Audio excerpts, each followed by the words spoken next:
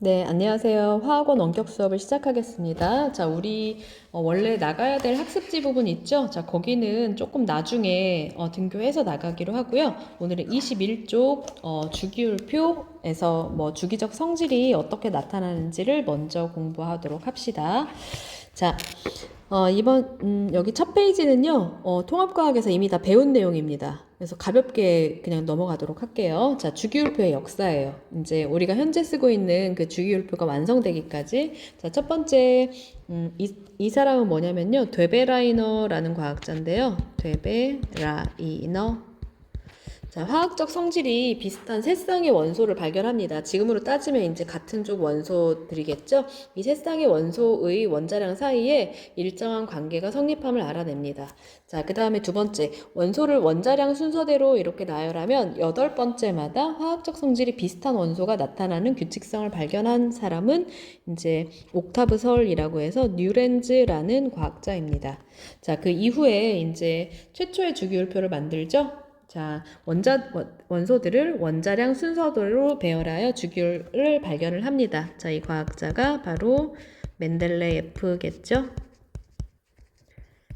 자, 그렇게 해서 최초의 주기율표를 만들어서 아직 발견되지 않은 원소의 성질까지 이렇게 물음표를 이렇게 해놓고 발표를 했습니다. 예측 가능한 거기 때문에 큰 의미가 있는 거죠.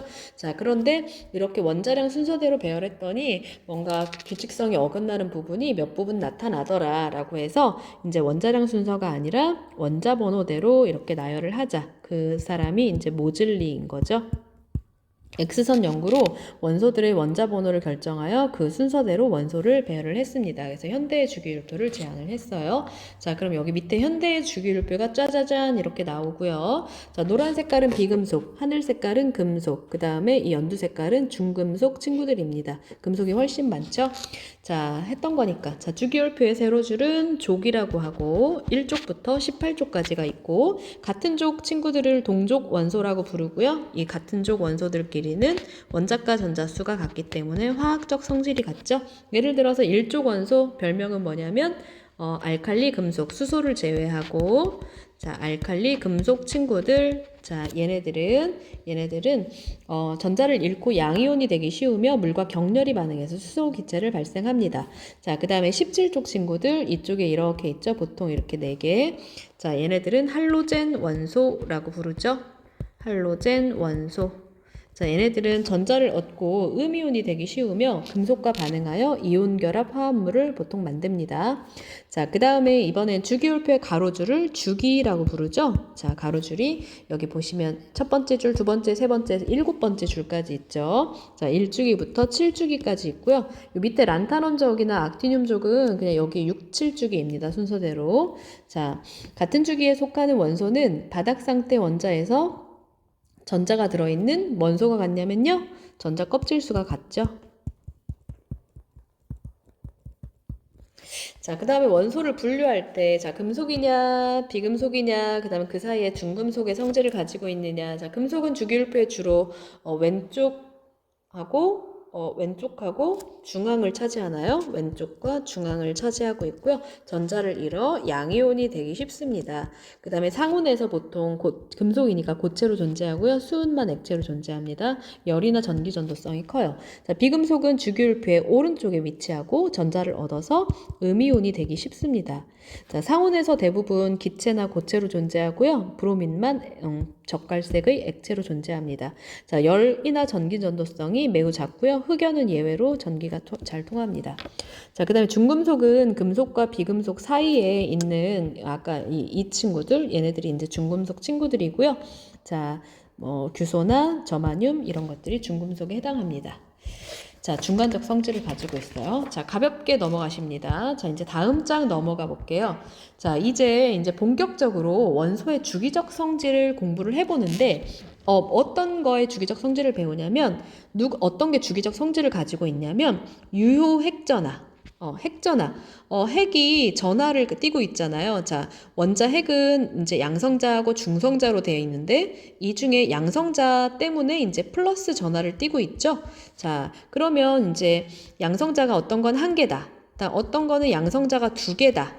그러면 이때 핵 전하량이 이제 얘는 플러스 1이고 그 다음에 양성자가 두 개다. 그럼 핵 전하가 플러스 2인데 자 실제로 어떤 다른 이런 뭐 가려막기 효과 이런 것들 때문에 실제로 플러스 2만큼의 핵 전하를 발휘하지 못합니다. 그 주변에 있는 그 전자한테요.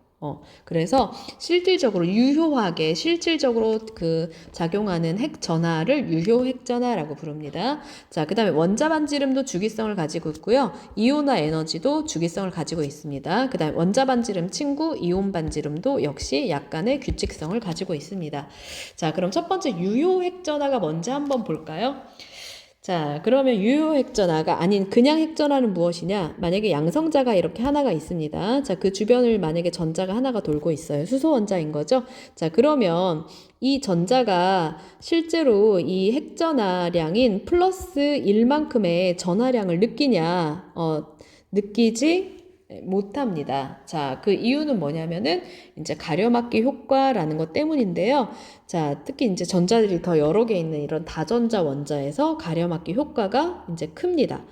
자, 그러면 이제 유효핵전하의 개념이 뭔지 알아볼까요? 자, 정의는 뭐냐? 유효핵전하란 전자가 실제로 느끼는 전하, 그러니까 유효하게 느끼는 전하. 를 유효핵전하라고 하고요. 원자핵의 핵전하보다 항상 어떤 값을 가지냐면요. 작은 값을 가집니다. 얘가 핵전하가 플러스 1이지만 유효 핵전하는 플러스 1만큼 느끼지 못해요, 얘가. 그 이유는 이제 가려막기 효과 때문입니다. 그럼 가려막기 효과가 무엇이냐? 뭐 앞에서 뭐 블로킹 하는다, 뭐 이렇게 생각하면 될 것 같아요. 자, 다전자 원자에서 다른 전자들이 이제 여러 개가 이렇게 존재하는 상황에서 이 전자가 있다고 해볼게요. 자, 그러면 얘가 이제 이 핵에 있는 플러스 핵전하를 이제 느끼게 될 텐데 이때 방해하는 요인들이 생긴다라는 거죠. 자, 왜 그러냐? 다른 전자들이 원자핵의 플러스 전하를 가리는 겁니다. 블로킹하는 거예요. 그래서 이 전자가 실제 느끼는 핵전하의 크기가 감소하는 효과를 가려막기 효과라고 부릅니다.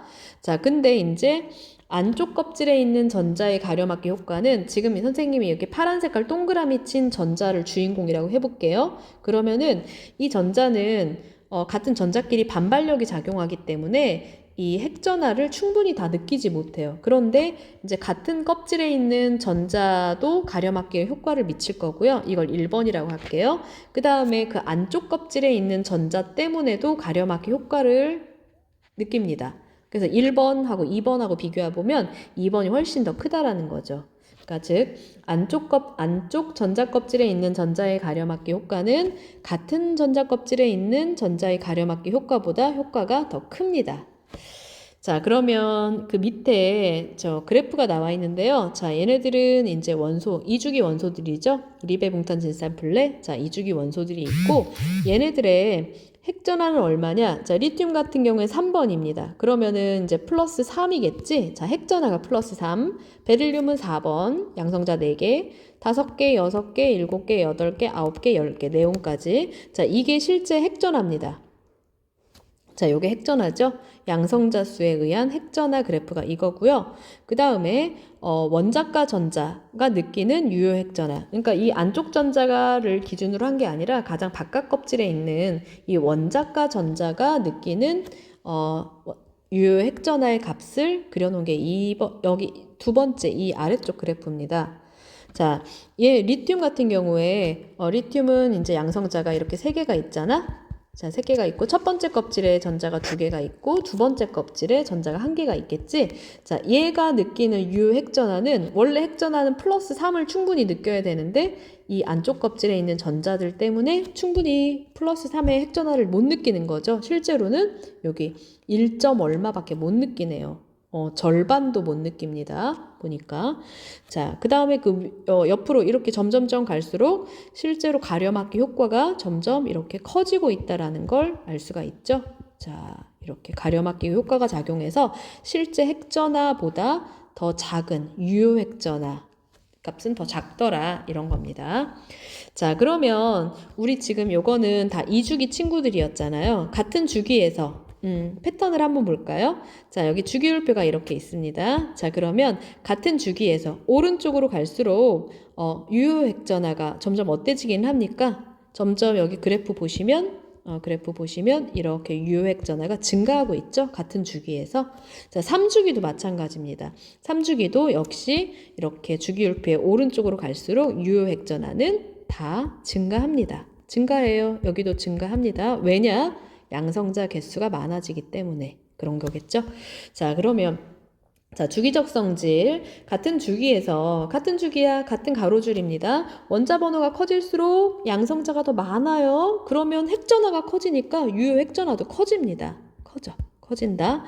자, 그 다음에 같은 족에서는 어떻냐? 자, 같은 족이야. 자, 이렇게 이번에 같은 족으로 갑니다. 자, 원자 번호가 커질수록 여기도 양성자가 뭐 급격히 많아지죠? 자, 여기는 리튬은 양성자 3개, 나트륨은 양성자 11개. 그러니까 밑으로 갈수록 양성자 수가 많아지므로 유효 핵전화가 커집니다. 자, 얘도 커지고 얘도 커져요. 자, 커진다. 자, 그런데 주목해야 될 점이 어떤 점이냐면 그래프 한번 볼까 얘들아? 자, 여기 보시면 여기 같은 2주기일 때 보자. 리베붕탄 73플레. 자, 이렇게 커지고 있죠. 자, 커진다. 자, 그 다음에 여기 남아알규 이낭염화 여기도 역시 이쪽으로 갈수록 유효액전화가 커지고 있습니다. 그런데 이 부분 한번 볼까요? 이 부분 주기가 바뀔 때 이렇게 2주기에서 이렇게 3주기로 바뀔 때 유효액전화가 급격히 어때지나요? 여기는 양성자가 1개 차이밖에 안 나는데 1개 차이밖에 안 나죠? 얘는 네온은 양성자 10개 플러스 10. 여기 나트륨 같은 경우는 양성자가 플러스 11개. 양성자 개수는 1개만 늘어나는데 갑자기 껍질이 하나가 확 늘어나는 거죠. 자, 그래서 이 네온 같은 경우에는 자, 양성자 10개가 있고 첫 번째 껍질에 2개, 두 번째 껍질에 8개가 있죠. 자, 이 가장 바깥 껍질에 있는 전자가 느끼는 유효 핵전화가 이만큼이라면 이 밑에 나트륨 같은 경우에는 양성자가 11개, 꼴랑 1개밖에 안 늘었는데 자, 2개, 8개, 1개. 자, 원자과 전자가 느끼는 우리는 지금 다 원자과 전자가 느끼는 유효핵전화를 취급하는 거예요.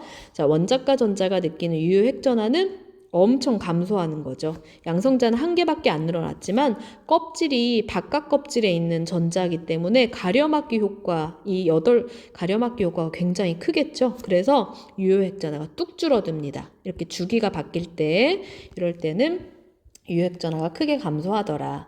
자, 그런데 전체적으로는 2주기보다는 3주기가 유효액전화가 커지고 밑으로 갈수록 유효액전화가 커지긴 하더라. 1로 갈수록 커지긴 하더라. 근데 여기에서 여기로 갈 때는 이렇게 푹 줄어들더라. 요것만 생각하시면 되겠습니다. 자, 3번 주기가 증가할 때 주기가 갑자기 18쪽에서 1쪽으로 갈 때는 유효액전화가 크게 작아집니다. 자, 이럼 끝입니다. 자, 유효액전화 끝났어요. 자, 그러면 자, 이제 원자 반지름이 어떻게 되느냐 한번 알아볼게요. 자, 결론부터 얘기하면 자, 여기 주기율표가 이렇게 있다고 해볼게. 자, 같은 주기에서 오른쪽으로 갈수록 자, 2주기 친구라고 한번 해볼게요. 자, 2주기 친구야 껍질 2개야. 근데 오른쪽으로 갈수록 양성자 개수가 착착착 늘어나. 껍질은 2개로 동일한데 양성자 수가 많아지니까, 즉 유효핵전화가 커지니까 그 전자들을 확 잘 잡아 당기겠죠? 그래서 리튬이 이만하다면 리튬, 베릴륨, 붕소, 탄소, 질소, 산소 이렇게 점점 작아집니다. 자, 껍질 수는 2개로 동일한데 전자가 물론 하나씩 늘어나긴 하지만 핵전화가 1씩 늘어나기 때문에 양성자 수가 1개씩 많아지기 때문에 수축합니다. 자, 우선 원자 반지름의 개념 먼저 해볼게요. 자, 원자는 단독 원자로 존재하지 않죠, 보통. 그래서 이렇게 예를 들어 수소가 이렇게 있다고 할 때 인접한 두 원자의 원자핵 사이의 거리를 측정한 후 이 값의 절반을 원자 반지름으로 보통 정의를 합니다. 그래서 원자 반지름은 두 원자의 핵 간 거리의 2분의 1입니다. 자, 그러면 이때 원자 반지름에 영향을 미치는 영향. 자, 이렇게 공이 이렇게 있다고 한번 해보자, 얘들아. 자, 얘는 나트륨이란 말이지. 나트륨이라고 한번 해봅시다. 예를 들어서 자, 이때 원자 반지름에 미치는 영향. 자, 우선 전자 껍질 수가 많을수록 나트륨이 있고 여기 위에 리튬이 있다고 해볼게요. 자, 리튬은 전자껍질이 2개. 나트륨은 전자껍질이 3개. 자, 그럼 리튬보단 나트륨이 더 크기가 크겠죠? 즉, 전자껍질 수가 보통 많을수록 원자력 반지름이 크겠죠? 크다. 당연히 1주기보다는 2주기, 3주기, 4주기 밑을 7주기로 갈수록 더 원자들이 더 커집니다. 자, 그 이유는 핵과 원자과 전자 사이의 거리가 머니까 그런 거죠. 자, 그 다음에 이번에는 자, 유효 핵전하에 의해서도 원자 반지름이 좌우가 됩니다. 자, 여기 가운데 플러스가 플러스 1이 이건 플러스 3이고요. 이건 플러스 3이고요. 그 다음에 이쪽 플러스 9인 원자가 있다고 해볼게요. 자, 얘는 리튬이고 얘는 플로린입니다. 자, 둘 다 2주기예요. 껍질 수는 동일해. 자, 그러면 오른쪽으로 갈수록 뭔가 자석이 세지는 거라고 생각하면 될 것 같아요. 자, 유효 핵전하가 커지잖아요. 그러니까 이 껍질, 전자껍질 2개. 여기도 플로린도 전자껍질 2개로 동일하지만 강력한 유효 핵전하로 확 잡아 당깁니다. 그럼 수축하겠죠? 그래서 리튬이 이만하다면 플로린은 더 이렇게 작을 수밖에 없는 거겠죠. 수축하기 때문에. 자, 따라서 유효 핵전하가 커질수록 보통 원자 반지름은 작아집니다. 수축한다라고 생각하면 될 것 같아요. 핵과 그 원자과 전자 간의 인력이 증가하니까요. 자, 그 다음에 전자가 많을수록 어떻냐. 만약에 똑같은 상황이다. 자, 똑같이 플러스 7이고 얘도 플러스 7이라고 해봅시다. 자, 이때 전자가 만약에 더 많을수록 이제 이온 가지고 할 때 요게 보통 나오는데요.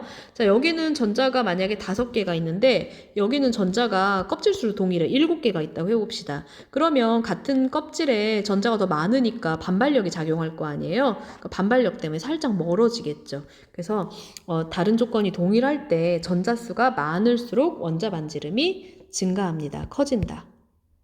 크다라고 할까요? 원자력 반지름이 크다. 전자 사이의 반발력 때문이죠. 자, 그럼 이런 요인들로 이제 어떻게 되는지 다음 장 한번 넘어가 볼게요. 자, 원자 반지름이 같은 족에선 어떻냐? 저기 주기율표를 대충 그릴까요? 자, 같은 족입니다. 아래로 갈수록 리튬이 이만하다면 나트륨, 칼륨 이렇게 점점 커집니다. 같은 족에서 원자 번호가 커질수록 반지름이 커진다. 왜냐? 전자 껍질 수가 많아지니까. 리튬이 이만하다면 2주기예요. 나트륨은 3주기입니다. 껍질 3개. 그 다음에 칼륨은 4주기입니다. 껍질 4개. 전자 껍질 수가 이렇게 많아지니까 원자 반지름이 커지는 거죠. 자, 그 다음 이번에는 이제 같은 주기로 갑니다. 자, 같은 주기예요. 자, 원자 번호가 커질수록 껍질 수는 동일합니다. 같은 주기니까. 자, 같은 주기니 껍질 수는 동일한데 오른쪽으로 갈수록 이렇게 점점 여기 작아지는 거죠. 그래서 이제 영역으로 보면 주기율표에서 이쪽이 가장 큰 부분이고요. 그 다음에 이쪽 부분, 플로린 있는 이 부분이 이제 작은 영역이라고 생각하면 되겠습니다. 그러니까 이쪽으로 갈수록 왼쪽 하단으로 갈수록 커진다라고 생각하면 되고요. 오른쪽 상단으로 갈수록 작다라고 생각하면 되겠습니다. 자, 같은 주기일 때, 자, 원자 번호가 커질수록 원자 반지름이 작아진다. 그 이유는 뭐냐? 양성자 수가 많아져서 유효 핵전하가 커지니까. 자, 얘네들 다 몇 주기 친구들이야? 리베붕탄 다 2주기 친구들입니다. 전자껍질 2개죠? 자, 오른쪽으로 갈수록 점점 자석이 세집니다. 유효 핵전하가 증가하는 거죠. 그래서 원자과 전자를 확 잡아 당기는 거죠. 그래서 원자 반지름이 작아질 수밖에 없습니다. 자, 밑에 그래프가 나오는데요. 자, 가로축은 1쪽부터 이제 17쪽까지 이렇게 나와 있는, 여긴 족이고요. 자, 족에 따라서. 자, 수소가 이만합니다. 작아요. 작을 수밖에 없겠죠. 자, 이게 1주기. 자, 이게 1주기 그래프. 그 다음에 2주기는 원자 반지름이 대체로 더 큽니다. 그 다음에 2주기보다는 3주기가 조금 더 커요. 4주기 대체로, 같은 족이 있을 때, 같은 족일 때 4주기가 전체적으로 이제 상향에 위치하게 됩니다. 자, 그러면 여기 주기가 증가할수록 이제 대충 원자 반지름이 커지더라. 자, 그런데 이제 같은 주기일 때는 오른쪽으로 갈수록 양성자 수가 많아지니까 유효 핵전하가 커지니까 원자 반지름이 이렇게 작아지더라. 이런 걸 알 수가 있습니다. 자, 근데 이제 역전이 되죠, 보니까. 자, 2주기보다 3주기가 다 큰 건 아닌 거죠? 이 리튬하고 이 염소하고 이렇게 비교해 보세요. 이 염소는 3주기임에도 불구하고 리튬보다 작죠? 유효액전화가 더 크니까 그렇겠죠. 껍질이 많아도. 자, 그럼 이번에는 이제 원자반지름은 대충 했죠? 원자반지름 감 잡히죠? 자, 원자반지름 일로 갈수록 작아지더라. 일로 갈수록 커지더라. 대충 감 잡히죠? 자, 그럼 이번에는 이온 반지름을 비교해 보는데, 자, 얘네들이 이온이 된단 말이죠. 근데 이때 양이온이 될 때랑 음이온이 만들어질 때 상황이 약간 다릅니다. 자, 우선 양이온이 만들어지는 경우 한번 볼까요? 자, 예를 들어서 이제 금속 같은 경우에는 양이온이 될 텐데, 나트륨이 Na 플러스가 된다고 한번 해보자. 그러면 얘 일쪽이니까 이 원자과 전자를 잃어버리는 거잖아요. 자, 그럼 얘는 전자 껍질이 3개였는데 전자 껍질이 2개로 줄어듭니다. 그러면 어떻겠어요? 이온이 됐을 때 확 줄어들죠? 그러니까 절반 정도, 절반 이상 줄어드는 것 같더라고요. 여기 보니까 이게 나트륨 한번 보세요. 나트륨 원자 반지름이 여기 단위가 지금 이제 피코미터인데 190이었는데 95로 절반으로 줄어들었어요. 반띵된 거죠. 자, 즉 양이온이 될 때 여기 양이온 되는 친구들 한번 다 볼까요? 자, 얘네를 이제 양이온이 된다라고 이렇게 만약에 한번 했을 때, 이제 탄소나 규소는 보통 양이온이 거의 되지 않지만, 된다고 쳤을 때, 자, 이 보라 색깔이 이제 원자 반지름입니다.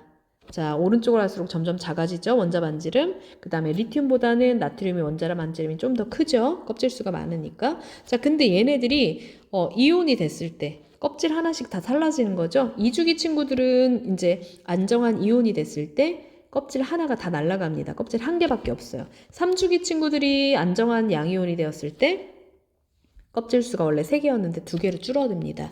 그러니까 이렇게 약간 절반 정도 이상 더 크기가 작아지더라. 원자 반지름보단 이온 반지름이 작더라.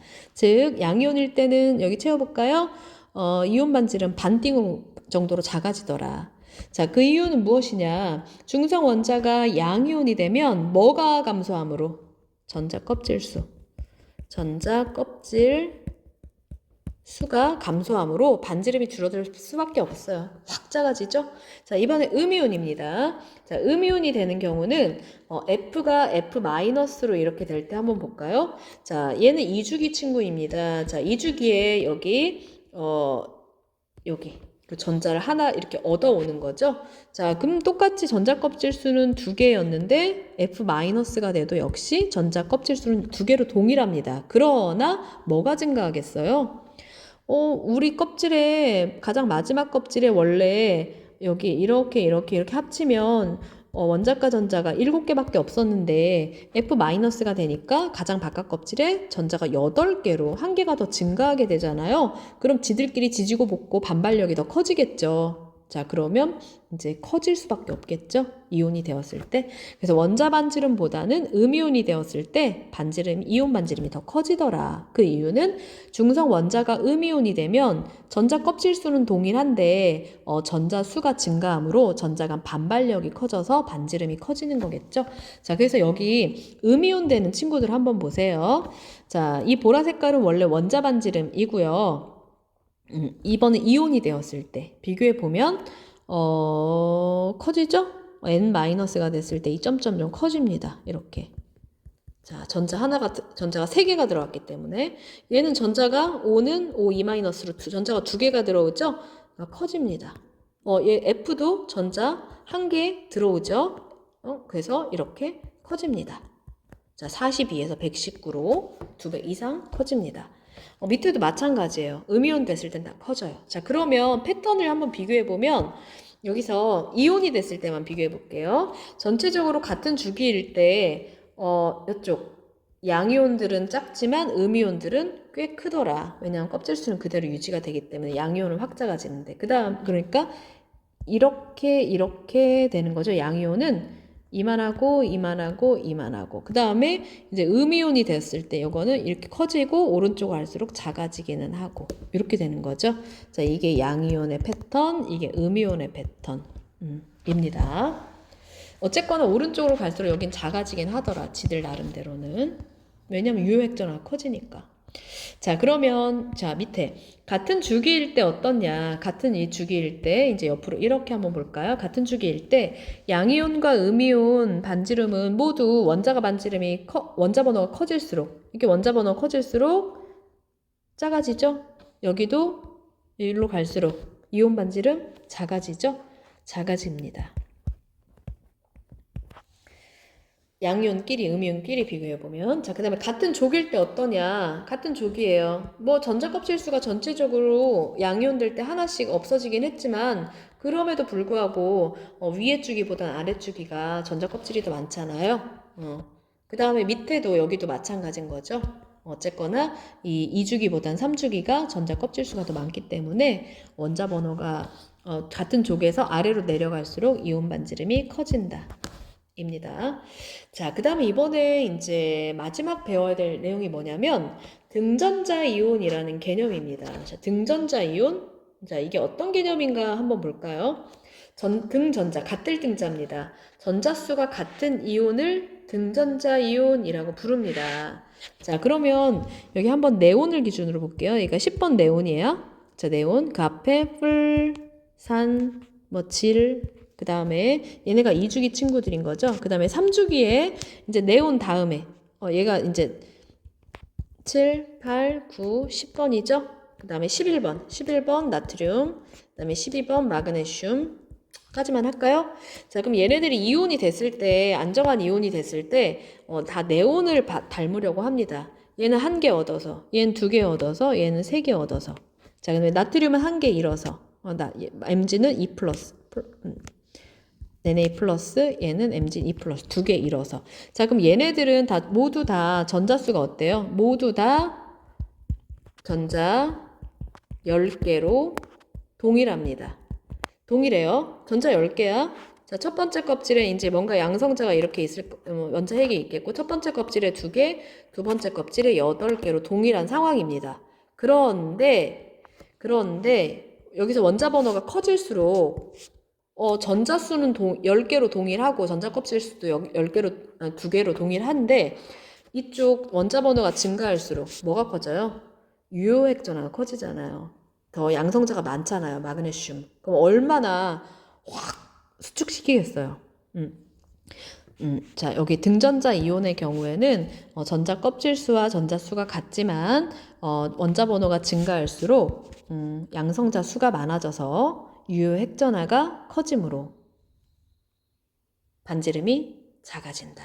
자, 그러니까 질소가 N 이만하다면 O2-는 이만하고 플로린 이만하고 네온은 더 작고 그 다음에 나트륨은 Na 플러스는 더 작고 얘는 더 작고 그렇다는 얘기죠. 그래서 전체적으로 쭉 나열하면 이렇게 되더라 라는 겁니다. 자, 그러면 등전자 이온 얘네 4개를 가지고 한번 비교해 볼 텐데요. 자, 모두 다 양성자 수는 산소 8번이잖아요. 8번, 9번, 얘는 11번, 12번이죠. 자, 전자수는 모두 다 10개로 동일합니다. 자, 그러면 전자수 10개로 동일하고 껍질도 2개로 동일한데 그럼 이온 반지름 어떻냐? 오른쪽으로 갈수록 더 작아지겠죠? 자, O2-보다는 F-가 더 작고 Na 플러스가 더 작고 Mg 플러스가 가장 작더라. 이만하다면 이만하더라. 라는 겁니다. 자, 그러면 그 밑에 이제 옆에 그래프가 나와 있잖아요. 자, 7번 질소부터 13번 알루미늄까지 이렇게 나온 건데요. 자, 원자 반지름이 이 연두 색깔입니다. 자, 원자 반지름 오른쪽으로 갈수록 같은 주기일수록 작아지죠? 유효액전화 커지니까. 자, 여기도 같은 주기에서 오른쪽으로 갈수록 유효액전화 커지니까 원자 반지름 작아지죠? 자, 여기 플로린에서 나트륨으로 갈 때는 껍질수가 증가하니까 반지름이 확 커지죠? 그러나 우리가 지금 공부하고 있는 이 이온 반지름을 이렇게 비교해 보면 작아지더라. 전자수는 동일한데 오른쪽으로 갈수록 유효핵전화가 커지니까 이온 반지름이 작아지더라 라는 겁니다. 자, 오늘 여기를 열심히 했지요. 자, 그럼 다음 시간은 이제 이온화 에너지라는 개념을 한번 배워볼 거예요. 자, 오늘 고생 많았습니다.